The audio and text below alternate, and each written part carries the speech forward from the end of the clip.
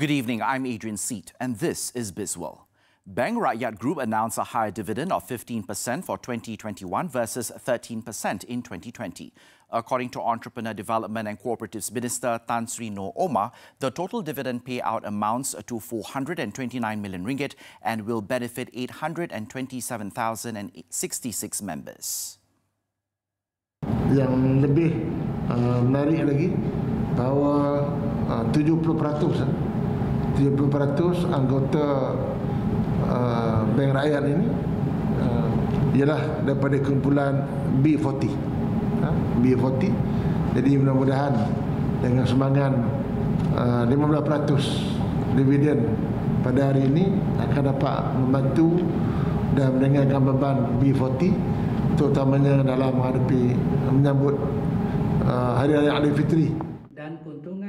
For the period under review, Bank Rakyat recorded a profit before tax and zakat of 1.63 billion ringgit and a net profit of 1.86 billion ringgit.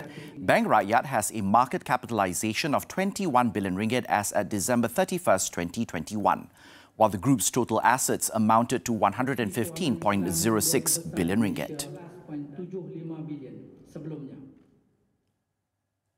Maybank's services across its platform were disrupted since morning owing to unprecedented high traffic volumes across its platforms. These include Maybank to You web, Maybank to You app, MAE app and debt card usage. This is the third major outage to Maybank's debit card services and online platforms. And just last week, the bank experienced disruption to debit card systems and slowdowns to apps and web services. It is currently working on resolving and restoring services as soon as possible. Maybank also apologizes to all affected customers for the inconvenience caused by this disruption and would continue to update their customers periodically via Maybank's official social media and M2U platforms.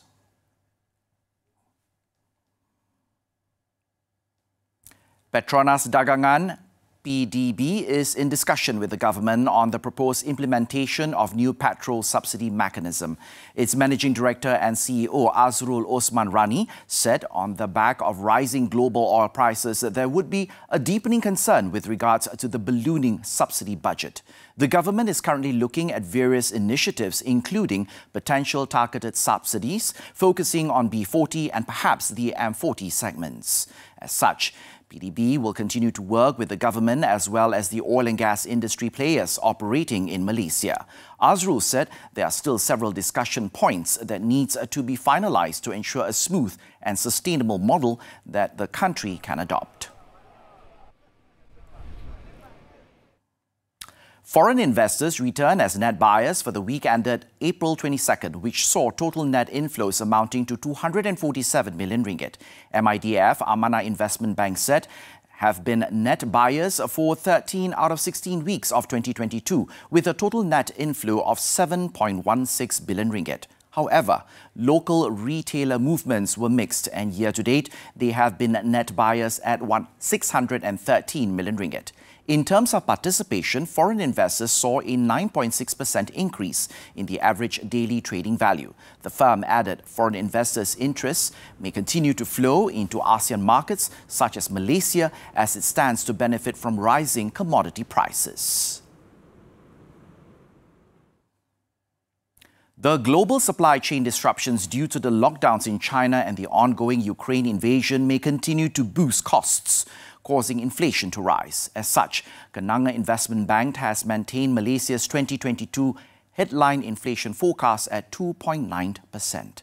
Despite Malaysia's low exposure to Russia, the ongoing war in Eastern Europe may also put upward pressure on consumer prices, especially on staple foods. Food and Agriculture Organization's Food Price Index jumped by 12.6% month-on-month in March, a new record high. Nevertheless, government price control schemes and fuel subsidies may help to partially cushion the impact of the rising cost of living for now.